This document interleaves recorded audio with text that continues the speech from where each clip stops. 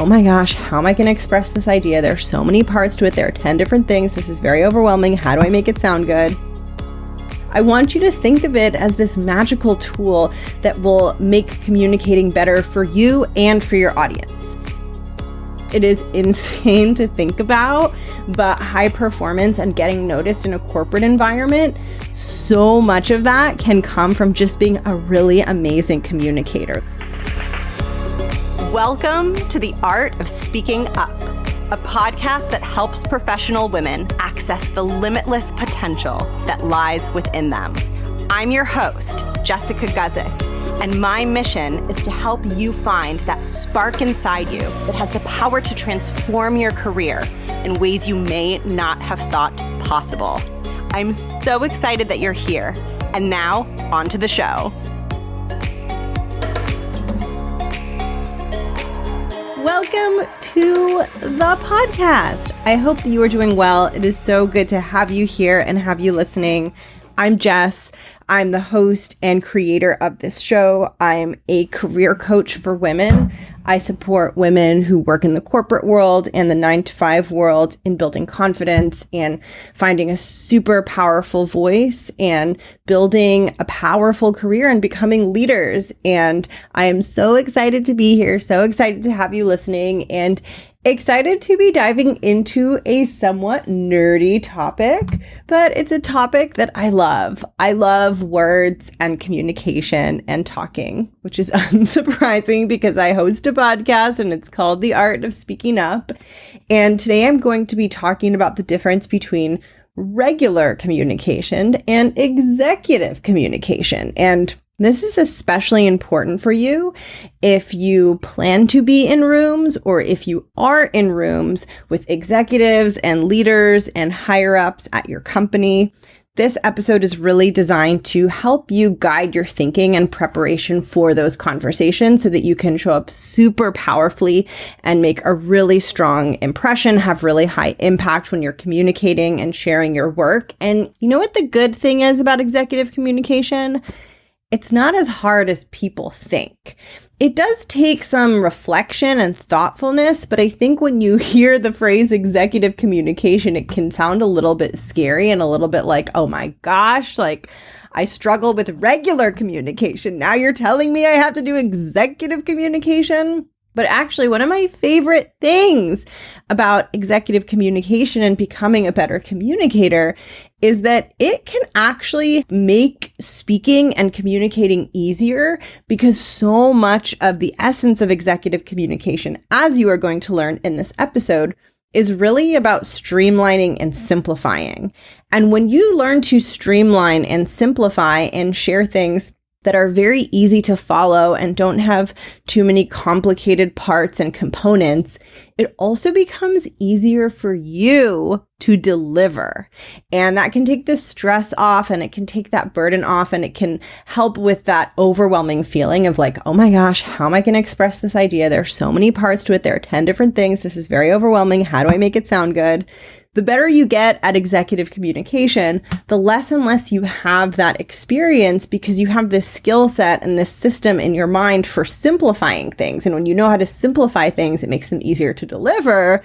And when it's easier to deliver, it's less stressful. So when you hear the phrase executive communication, I don't want you to get freaked out and think like, oh my gosh, this is like a thing for people who are like super smart and super confident. And like, what if this isn't for me?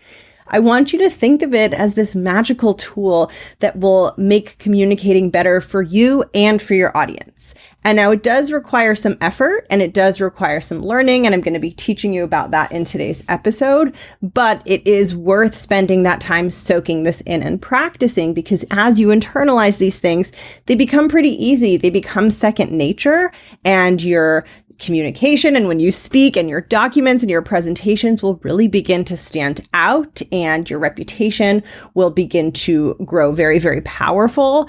I believe this is one of the biggest things that distinguished me in my corporate career is I was always a really good communicator and I had really strong executive communication skills. And it's really fun to be good at that because then people tend to perceive all of your stuff as better when it's packaged really nicely. Like when someone gives you a gift that's like wrapped in the most beautiful wrapping ever, you kind of become biased about like the gift and like you like it a little bit more. And that's what this does for your work. You get this extra little bump and people will really perceive you as effective and powerful. Not that you're not effective and powerful. It's just that communication has so much potential to impact how people think of you and how people perceive you. So we're going to dive in. And before we dive in, if this is a topic that is important to you and you want to learn how to make a very powerful impression in a room with executives, you will also want to complement this episode by taking my 100% free video course, Speak Like a CEO, which teaches you more of the foundational building blocks of executive communication and executive presence so that you can have a super powerful presence in those meeting rooms when you speak. It is a 3-part video course featuring me where I walk you through what I refer to as the 3 C's of executive communication, C's as in ABC, the 3 C's. You'll find out what they are when you take the course, and you'll learn some simple tools to help you make some minor adjustments to the way that you are speaking and communicating in meetings. But those minor adjustments will have a very big impact on your presence and how you are perceived by the people around you. To grab your free copy of the video course, you can head over to jessguzikcoaching.com/free resources, and I will link it in the show notes. And now it is time to dive into the content for today's episode, how to become a stronger executive communicator. So first, I want to distinguish the difference between regular communication and executive communication. So when I think about executive communication, I think about speaking or sharing a presentation, maybe it's slides, maybe it's information with an executive, with someone who's a leader, with someone who has a pretty high position at a company. And as you elevate in your career and as your work evolves, you either are finding yourself now or you will find yourself in the room with executives. And the better you can get at executive communication, the more you will be able to impress them. And when you can impress leaders at your company, that puts you in a really beautiful position for future growth opportunities. So this stuff makes a really big difference. Okay, so executive communication is the way that you communicate around executives. Now, to think about what type of communication an executive might want or need, we really want to get into their head and think about what it's like for them to drop into a meeting, maybe what it's like for them to drop into your meeting. So executives tend to be extremely busy, but not busy in a way that they're just doing a lot of stuff, but busy in a way that their day is filled with high stakes conversations and important things and deep thinking. Busy in a way where they're using their brain a lot. Their brain is being fully utilized all day long, which means their brain is probably a little bit tired and overworked. So the essence of executive communication is really about presenting something that's going to feel really easy and simple for that overworked, overloaded brain of theirs to take in. And when their brain has that wonderful experience of taking in something simple, they will really grow to appreciate your work and your presence in meetings. And that's why this is so powerful. The way that I think about executive communication versus just regular old communication is sort of like the difference between going to a pub or a casual restaurant and ordering like a big bowl of spaghetti or like a big mountain of nachos at a super casual restaurant versus going to like a Michelin restaurant and ordering like a very fancy plate that like has, you know, like the fancy plates with like the one little dot of sauce and the little line and then like the one little bite of food. And it's like all presented really, really beautifully, right? Now, the fancy plate of food isn't always better than the big heaping bowl of spaghetti or big heaping pile of nachos, right? So we don't always want to be communicating in the way that I'm talking about in this episode, right? So sometimes we just want the nachos or the spaghetti, right? So if you're with your friends, or maybe you're just are having a smaller meeting just with your team, not everything always needs to be executive communication. However, there's a time and place for that beautiful plate of food that looks like a work of art. And when you're in a room with leaders, you really want your communication to be more like that beautifully curated plate of food versus the big heaping pile of spaghetti. But again, one isn't inherently better than the other.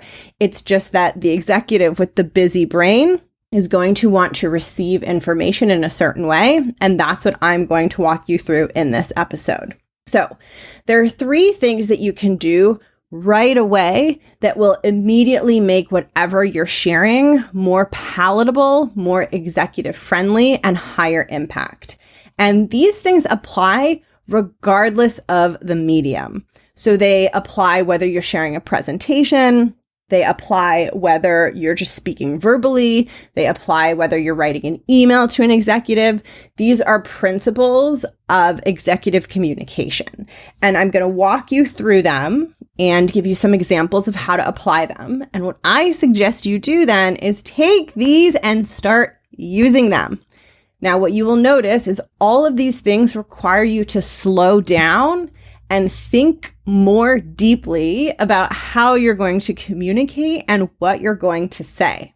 Just like the chef at the Michelin restaurant probably has to slow themselves down to put all those fancy dots on the fancy plate of food, right? You are also going to have to slow yourself down. And instead of just heaping that pile of spaghetti into the bowl, you're going to have to really think about what you're saying and stop and ask yourself, how can I make this communication a 5-star Michelin plate of communication for the person who is going to receive it? So the first thing that I suggest you do is tell the executive what you need from them. Boss them around. Now, this might sound weird and this might seem strange, and you might be thinking, boss around the executive? Shouldn't the executive be bossing around me?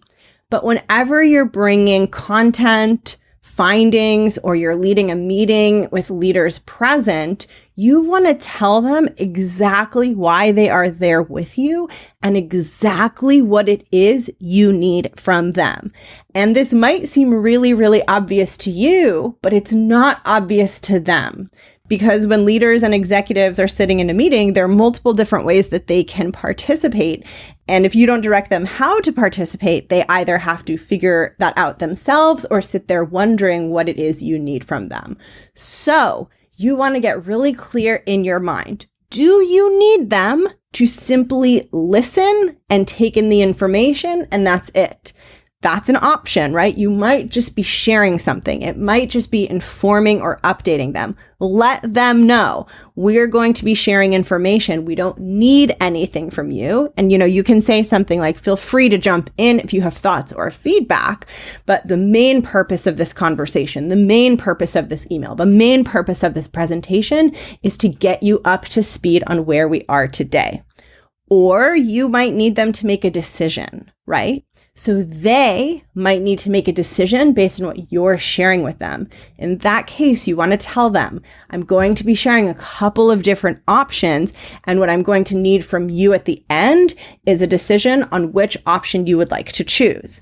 And in a situation like that, maybe you have a recommendation for an option, maybe they have to choose an option. It really depends on the context and the situation, but you want to let them clearly know that there's a decision to be made at the end and that you're going to be sharing context to help them make that decision. Maybe you need their help.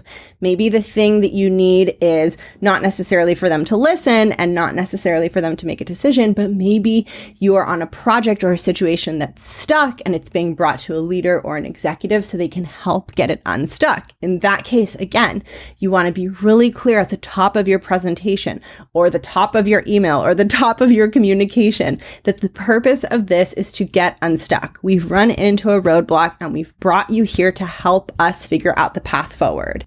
And then you might say something like, so we're going to update you and give you some of the basic foundations to get you up to speed. And then we're going to be asking you for your thoughts on different ways that we can get unstuck and move forward, right? So I want you to get really clear in your head on what is it exactly that you need. And I want you to come in strong at the very beginning and make that clear and make that known. And that does require taking up space, right? Because you are, like I'm using this phrase jokingly, but you're bossing around the executive. You're telling them what you need, but that makes you look good. And that is a gift to them because, again, they're using their brain so much throughout the day. So for someone to be really clear and really direct and really crisp on exactly what they need is very helpful for them because then they know, okay, cool, all I have to do is listen, or okay, cool, I'm going to have to make a decision at the end of this, so I want to start thinking about that. Or, okay, cool, they need my help to get them unstuck, whatever it is. It makes it a lot easier for them, and it makes you look a lot more thoughtful, a lot more mature, and a lot more like a leader. And what I also want to point out to you, I'm seeing this come up a lot in my work. So if you hear a suggestion on how to communicate and it feels like it doesn't really match your personality, I want you to just open your brain and see if you're making any assumptions about how you need to be speaking or how you need to be following the communication advice, because this is something I get a lot with the topic of assertiveness, where people will think that they're having to be like really forceful, right? Or if you think about what I'm saying here, telling the executive exactly what you need from them, that could kind of make you think like, oh, but like, how do I say that in a way that where I don't sound like a douche? You know what I mean? And so what I would want to open your mind to is that just because something is a direct communication, a strong communication, you're telling someone what you need, you're telling someone what to do, that is not synonymous with like aggressive or weird or bad. Guiding someone, helping someone know how to engage in the conversation with you is useful and valuable to them. So I really want you to open your mind to this idea that telling an executive what to do or saying, here's what's coming in this conversation and here's what we'll need from you is a useful, helpful thing. It's not a forceful thing. It's not a pushy thing. You're not being weird. You're creating value for everyone. Now, you want to find a way to say it that feels natural to you, but I just want to point out that this directness and this asking for something doesn't have to be like, I'm the leader in the room and you need to listen to me and you, executive, are going to need to give me your opinion. Like you don't have to say it weirdly, right? You can say, thank you so much for coming and being a part of our project. We wanted to bring you in here because we're stuck and we're really looking forward to getting you up to speed on where we're at in the project so that by the end of this meeting, you can give us some suggestions on how to get unstuck. Right? So like just to start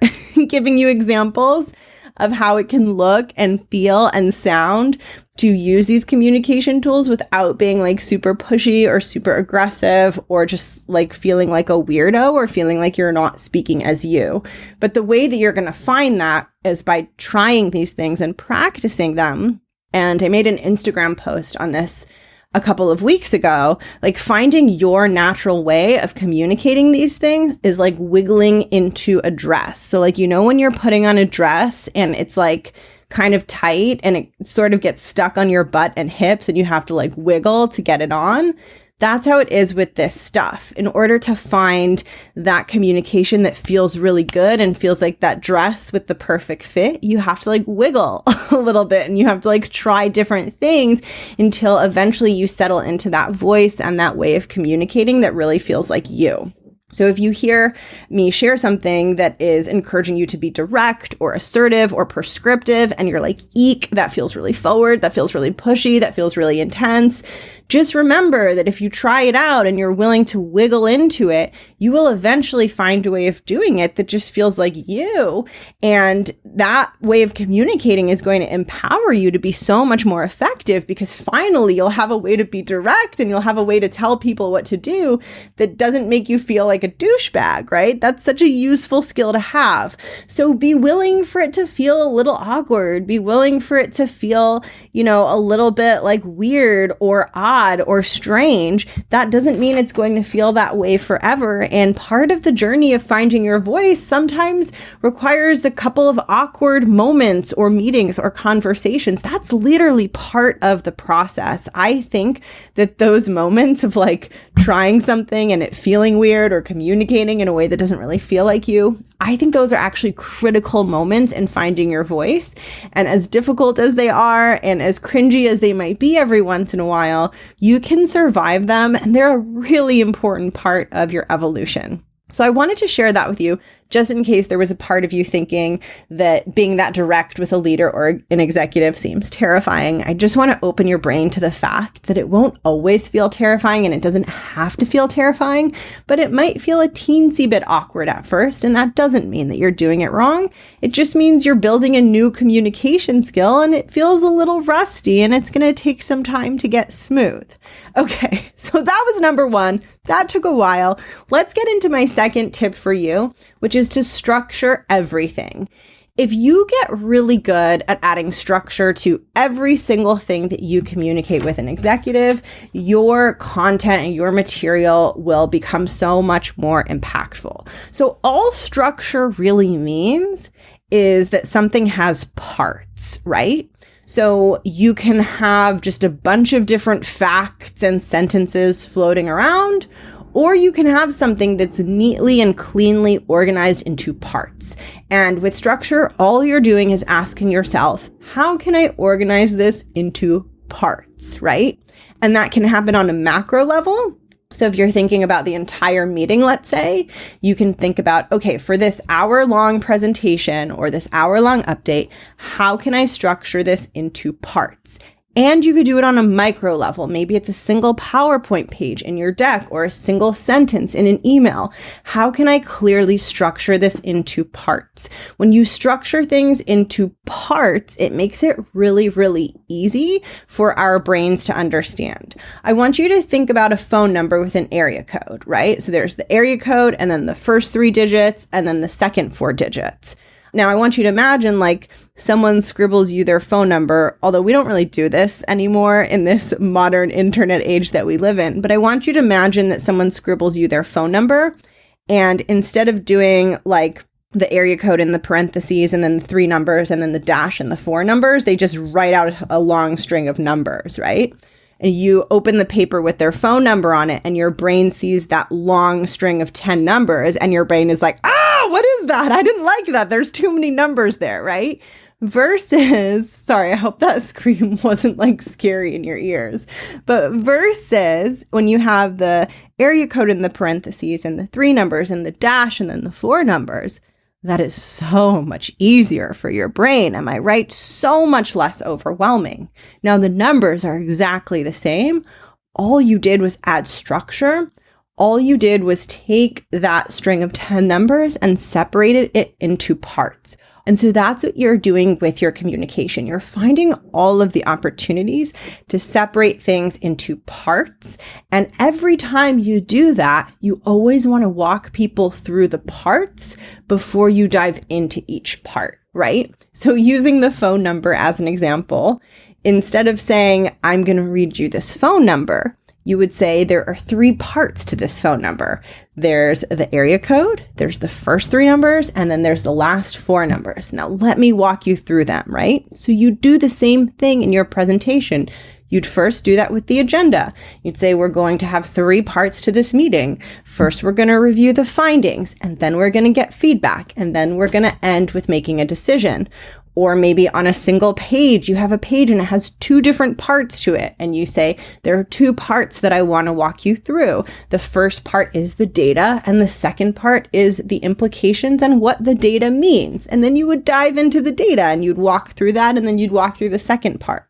Now, I know that this seems really simple, and it is, right? Just like with those 10 digits of numbers, adding the parentheses and the dash is very, very simple.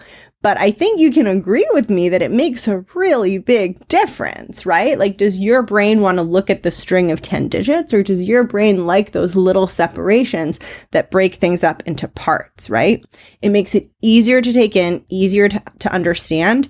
And as you get more and more in the habit of breaking things into parts, you'll just start to do it naturally. Like, your brain will just learn that, like, oh, we always communicate using structure.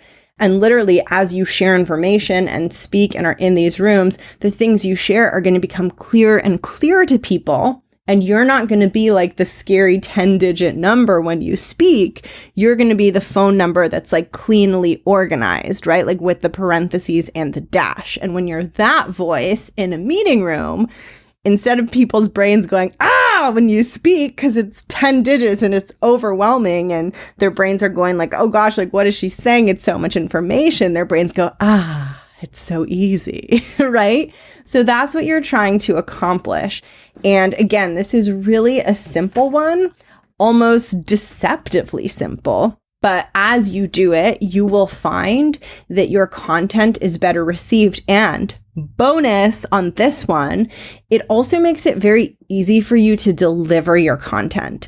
Because I know so often if you're someone who gets nervous in meetings, or maybe sometimes if the idea of like having to translate your idea into like, well, what do I say and how do I word this? If that gives you anxiety or feels overwhelming, then as you learn to break things into parts, that overwhelm will reduce. Because just like breaking things into parts feels better and simpler for your audience's brain, it's going to feel better and simpler for you to deliver. It is much more easy, It is much easier for you to say, hey, there are these 3 parts and I'm going to walk you through each one, versus for you to be like, okay, there's this thing and then this thing and then this thing and then this thing, right? So the structure helps you wrangle your brain. It helps you simplify how you're going to deliver the information. And it's so ironic because the better you get at these executive communication skills, the easier communicating becomes. So it's kind of like what I was saying at the beginning, but it's a little bit counterintuitive, where it sounds like this scary, fancy thing, and it does require a little bit more thinking and a little bit more reflection when you're communicating and putting your content together. But it actually makes it easier and less stressful for you to deliver because it is so directive and it is so clean and simple. So this brings us to the very last tip that I have for you in today's episode, which is to keep everything as stupid simple as possible. One of the biggest mistakes that people make is overcomplicating things. And I believe there are 2 reasons why people overcomplicate things, and I'm laughing because one of them is funny. But I think the first reason we overcomplicate things is because sometimes it takes more mental effort to simplify something that is complicated. And so I think our brains naturally try to do less work. And so we'll just kind of like spew out the information rather than stepping back and doing the hard, deep thinking of how can I make this complicated thing really simple? Because that's challenging. Making something simple is harder than making something complicated. That's why like everyone's like overcomplicating everything in a corporate setting, right? Because that's the easier thing to do. But the second reason that people overcomplicate is I really think that whether it's unconscious or people are aware, I think that people are just like thinking that if it's really complicated, it's going to make them look smart. So like if there's like 1,000,000 bullets on my page or 1,000,000 arrows in my diagram or whatever it is, or if I use all this like fancy corporate speak or however they're complicating their things, I think they subtly think it's going to make them look smart. The problem is, and I talk about this a lot in Speak Like a CEO, this is a really big part of that video course, but the problem with something that's very complicated is it creates a really bad experience for your audience. No one enjoys consuming something that is unnecessarily complicated. That is like picking up an encyclopedia that has like thousands of pages and a tiny font and like opening it up and feeling excited to just read all of it. And maybe there are people out there that are excited at that. I'm not particularly, but like when our brain is exposed to just like a lot of stuff, it's overwhelming and it doesn't feel good. But when we're exposed to things that are very, very simple, it feels a lot better and we have a much better experience. And another layer to this, which I also go into on Speak Like a CEO, is that when you present something that's complicated for your audience, they don't feel smart. They feel kind of dumb because they're like, I don't understand this. And that's not a good feeling. That's not a feeling that you want your audience to have. You want your audience to feel like rock stars. You want them to see your thing or hear you talk, and you want them to be like, oh my gosh, that makes total sense. That is the best possible experience they can have. And it's the best possible communication that you can deliver.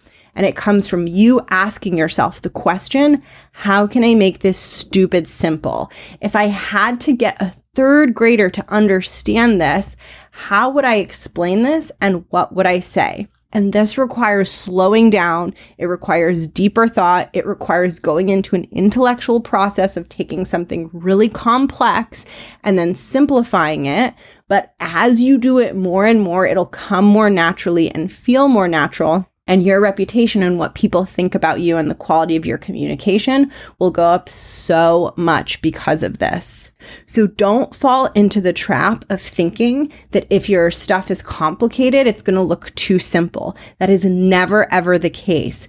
Taking something complex and making it simple is a skill that most people are very underdeveloped in, and that when you become good at, people will want to pull you in for things, and leaders and executives will be excited to hear from you and see your work. So don't fall into the trap of thinking that if it's really complicated and there's a lot of arrows and a lot of jargon and a lot of bullets, that it's better. It's not. That is such a trap. Now, here's the thing. You got to simplify it, but it still has to retain its original meaning. It still has to make sense. And that's where the intellectual challenge comes in of how do I make this complicated thing really simple? But just practice it in small ways. One easy step you can take to just, dip your toe in and practice this a little bit is to first start by asking yourself, where can I eliminate unnecessary information? Like, where can I trim out things that I'm saying or putting in my presentation or in my email that don't even need to be there? One of the first steps to simplifying is clearing out the clutter. And even if you just got yourself in the habit of saying, what can I take out? That would already elevate your communication and the quality of what you're sharing. And then, of course, as you get better at this, you can take it a step further by saying, how can I explain this in a way that could even be understood by a third grader? So those are the 3 tips to get you started. The first one is be super direct and prescriptive about exactly what you need. And I suggest doing that up front. The second is structure everything. Anytime you're explaining something, ask yourself, how can I break this into parts? How can I take that 10-digit phone number and make it more audience friendly?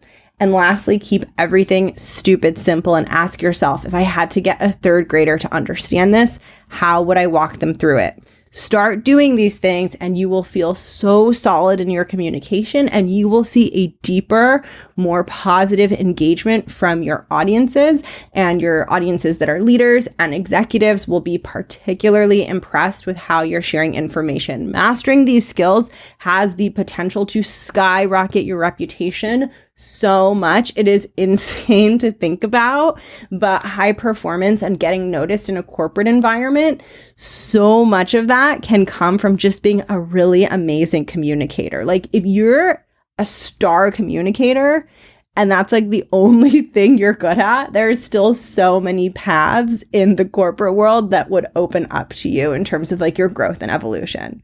So that brings us to the end of the episode. Thank you so much for tuning in. If you want to deepen your understanding of executive communication, definitely grab my free video course, Speak Like a CEO, where I take you deeper into these concepts. I will link that in the show notes, and you can grab it at jessguzikcoaching.com/free resources. And if you want to deepen your skills with me and partner with me, either in my one-on-one coaching program or my group program, the Art of Speaking Up Academy, you can head over to jessguzikcoaching.com to learn how you can become a part of either one of those programs. If you are really wanting to practice tactical skills and like tactically get better at speaking with structure and refining your communication, you will want to get on the waitlist for the Art of Speaking Up Academy, because that is a structured program where you really get to learn how to actually do these things, and you get to practice them, and you get feedback from me, and you get to be with an intimate cohort of women. If you add yourself to the waitlist, you will be the first to find out when I open up the next cohort of that program. And if you want to work with me one-on-one, or if you just don't want to wait until the next cohort of the Art of Speaking Up Academy opens, then you can apply to work with me one-on-one by going to my website, jessguzikcoaching.com/coaching.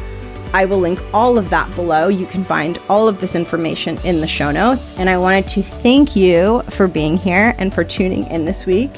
If you start putting some of these tips into practice, send me a note. Let me know how it feels. Let me know if you're getting feedback. Let me know how it's going for you. I love hearing from all of you so, so much.